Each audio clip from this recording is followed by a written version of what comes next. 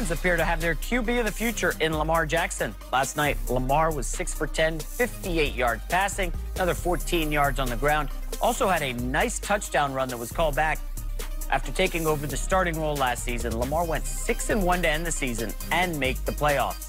The magical run came up short in the postseason when Lamar completed just 48% of his passes and a loss to the Chargers. Some have questioned Lamar's passing and fear he relies too much on scrambling. Greg, you sold on Lamar Jackson? No. No, I'm not. No, I'm not. I'm not sold on him yet. He still has to show me he can be a passing quarterback in this league. He can. There's no more. Like, people want to compare him to Michael Vick. One thing about Mike Vick, he could throw the football. He could stand in the pocket, and he could deliver the ball better than he had a good arm. Than most. He had a really good arm, and he was accurate. The last time, you mentioned it, the last time we saw Lamar Jackson in a meaningful game was in the playoffs, and he went 14 for 29, 48% completion percentage. And if you remember that That's game, not a lot of winning it was football. at the end when the game was over. He did have the 2 touchdowns later in the game. Right. But he had the 1 interception. There's too many highs and lows. Even last night when I watched him, we talk about not putting too much into it and not putting enough into it. Last night he had some good throws. He really did. And he also had those flashes where it's like you can't do that. You have to make those throws. He went 6 for 10. That's 60% completion percentage. Would have been one of his better performances all of last year. Still not good enough. It's still not good enough. So Jason, yes, he has to show that he can throw the ball. Let me show you this.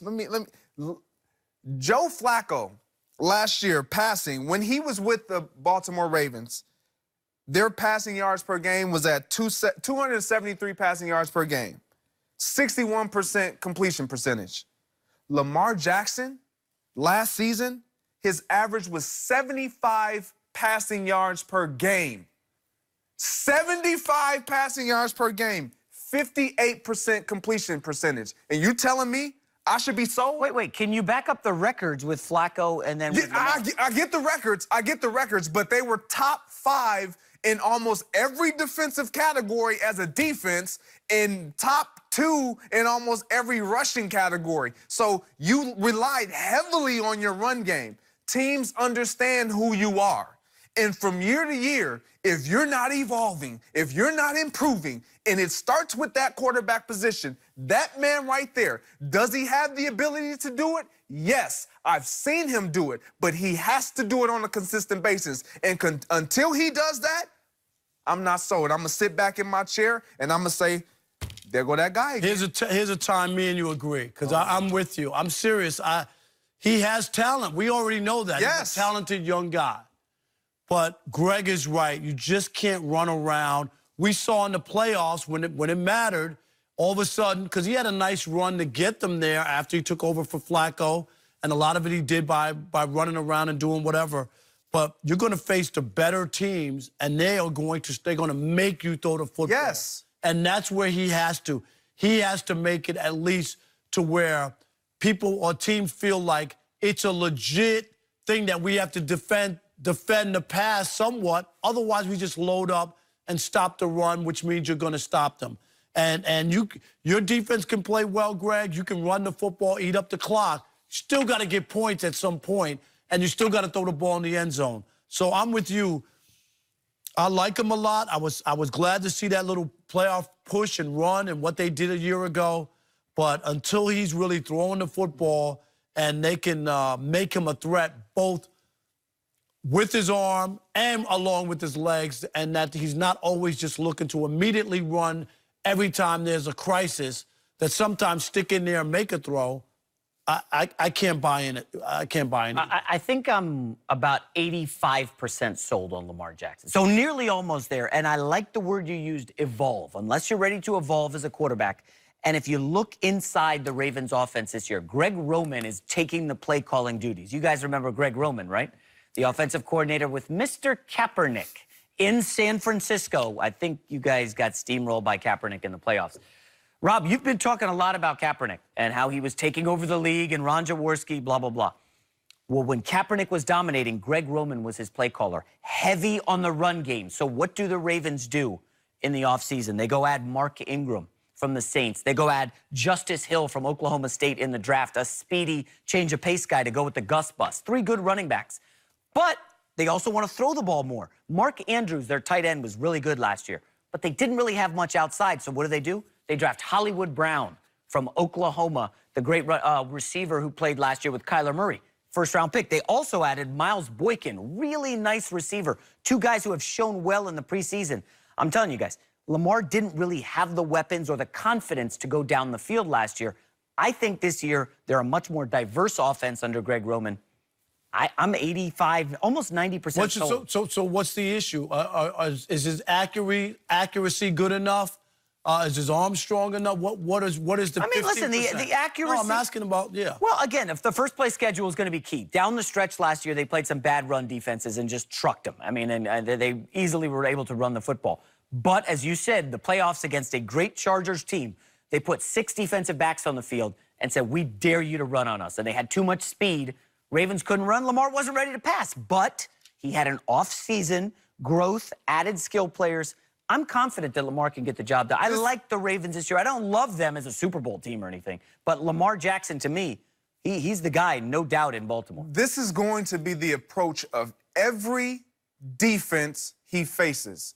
When they see the Baltimore Ravens is on our schedule and they're the week of the Baltimore Ravens, when you put up your players of impact and your keys to success and what we need to do to eliminate these guys and what we need to force them to do, what they're going to say is, we can't allow them to run the football. Stop the run. And you'll win. Make Lamar Jackson beat us with his arm. That is going to be unanimous across the board. And if he can't get it done early and build that confidence within himself and the guys around him, has to see that, okay, he's starting to make some strides because it looks good.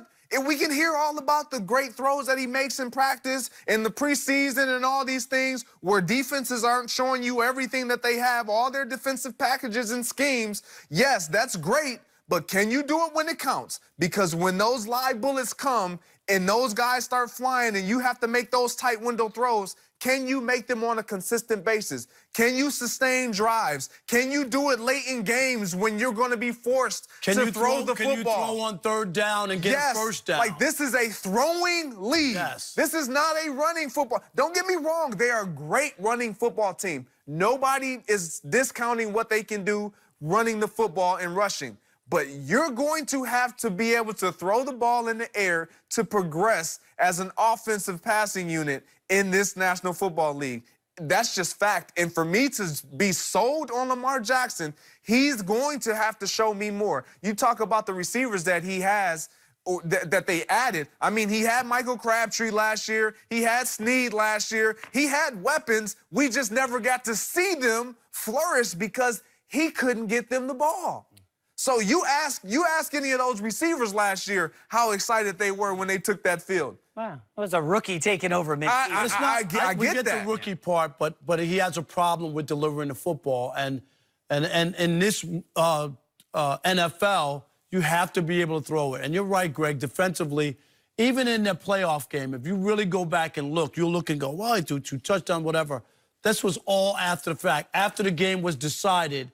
And obviously, you can't run the ball. You're going to run the clock out. So you're forced to have to throw, and defenses are allowing you to throw in front of them. So I would be discouraged that he can't deliver the football. I think a lot of times we fall into the trap of putting too much stock in what we just saw. Well, Tom Brady was terrible in the Super Bowl. Sean McVay got out-coached in the Super Bowl. Is he good? You know, that kind of thing. And Lamar was bad in that playoff game, no doubt. But guess what, guys? Sometimes in life, you know, you got to go through a tough thing, get through it, and then you come out better. This loss to the Chargers was back in January, okay?